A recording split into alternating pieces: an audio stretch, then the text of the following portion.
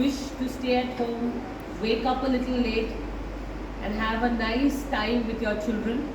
But this orientation was long due, so we had to fix it up today. Now, this orientation basically gave you an insight about the various activities that we do and how our day looks like. However, this is not all that we do. There is much more to a school than this. Education is a very, very broad term which includes a lot of things. So it is not possible to encapsulate the entire education that we do here in school in one presentation or in one PPT. However, it's good, and since I see most of you, are familiar faces and you've been with us, for quite some time, so we are on the same page, which means what we say and believe, our thoughts resonate with each other. However, there are a few things which I need to mention here and which I hope that you shall follow, because then that makes our work easier and our efforts get synergized. What you do and what we do, then we are in the same rhythm. Please help us make our children independent. Do not do a lot of activities for your child, like packing the bag. They should know, they have the timetable, they should know how to pack their bags, how to keep necessary stuff in the bag. However, as you know, we have kept some stationery here in school. The idea is that their bags shouldn't become very heavy. So few things which are not required at home.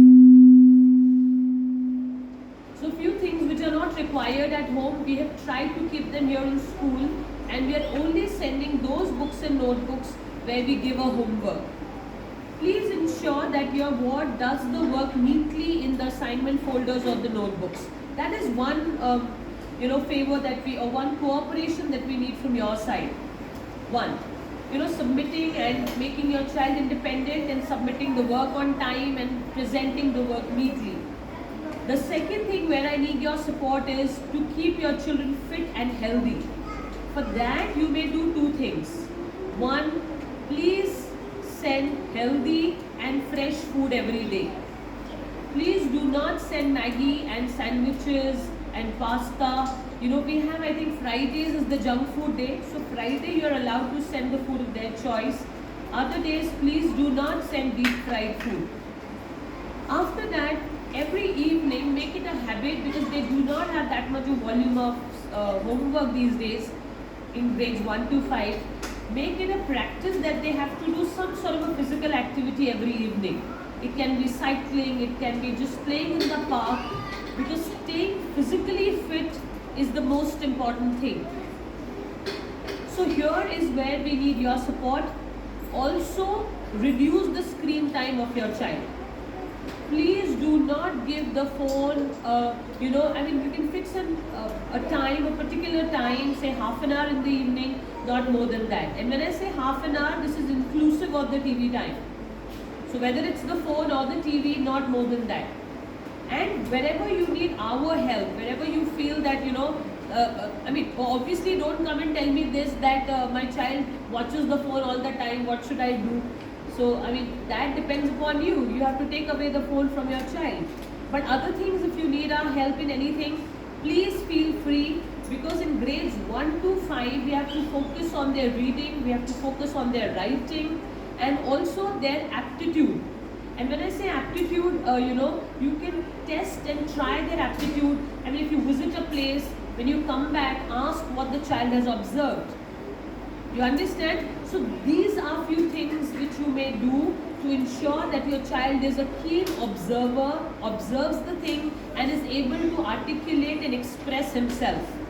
Because many a times we have seen that children are facing speech issues.